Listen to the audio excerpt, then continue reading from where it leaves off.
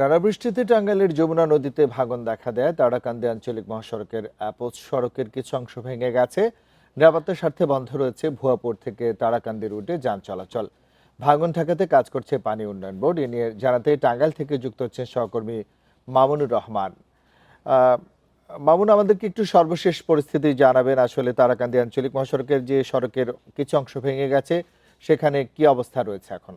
আপনি শেষে যে অংশটি জানতে চাইলেন যে সেখানে কি হচ্ছে, এই মুহূর্তে পানি উন্নয়ন বোর্ড এখানে 30 মিটার এলাকা জুড়ে অস্থায়ী ভিত্তিতে জিও ব্যাগ ডাম্পিং করে ভাঙনের হাত থেকে এই আঞ্চলিক মহাসড়কটি রক্ষার জন্য কাজ করছে। যদি দেখানোর চেষ্টা করি, গতকালকে বিকালে যখন এই আঞ্চলিক মহাসড়কের 30 মিটার এলাকায় 25 থেকে 30 মিটার এলাকাতে ধস নামার পরেই মাঠ প্রশাসন, পানি উন্নয়ন বোর্ড এবং এখানকার যিনি স্থানীয় সংসদ সদস্য রয়েছে তারা সকলেই মিলে এখানে পরিদর্শন আসেন এবং দ্রুত গতিতে এখানে অস্থায়ী ভিত্তিতে এই যে কাজটি দেখা যাচ্ছে, এভাবে জিও ব্যাগ ভর্তি করে ডাম্পিংয়ের মাধ্যমে এই ভাঙনের প্রতিরোধের জন্য কাজ শুরু করেছে, যে কারণে আর খুব বেশি ক্ষয়ক্ষতি হয়নি।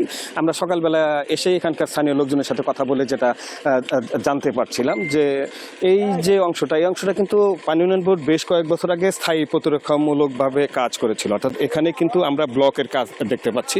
তো সেই ব্লকেরই 25 থেকে 30 মিটার অংশটা দেবে যাওয়ার কারণে এই সড়কটি ক্ষতিগ্রস্ত হয়েছে, যে কারণে সড়কের নিরাপত্তার স্বার্থে এবং এইখানে যে কাজটি দেখতে পাচ্ছেন, এই কাজটি বাস্তবায়ন করার জন্য এই আঞ্চলিক মহাসড়ক এখন যান চলাচল বন্ধ রয়েছে। যদিও এটি একটি আঞ্চলিক মহাসড়ক, এটার গুরুত্বটি বলে জামালপুরে যমুনা সার কারখানা রয়েছে তারাকান্দিতে, সেখানকার সকল যানবাহনই কিন্তু এই সড়কটি ব্যবহার করে। এছাড়া গোপালপুর এবং জামালপুরে আরও 3টি উপজেলার মানুষ এই সড়কটি ব্যবহার করে। এইখানে বন্ধ থাকার কারণে এখন তাদেরকে অন্তত 8 থেকে 10 কিলোমিটার ঘুরে যেতে হচ্ছে এবং সেই সড়কটির প্রশস্ততা কম হয়, সেখানে সেই সড়কটি যারা ব্যবহার করছে তারা কিন্তু ভোগান্তিতে রয়েছে। স্থানীয় লোকজনের সাথে আমরা কথা বলে যেটা জানতে পেরেছি।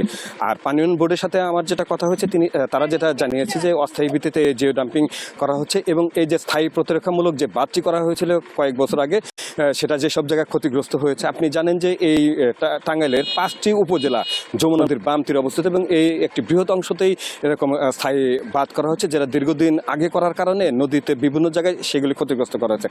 তারা যেটা বলছে, গত বছর থেকে তারা এই স্থায়ী বাঁধগুলি যেসব জায়গায়।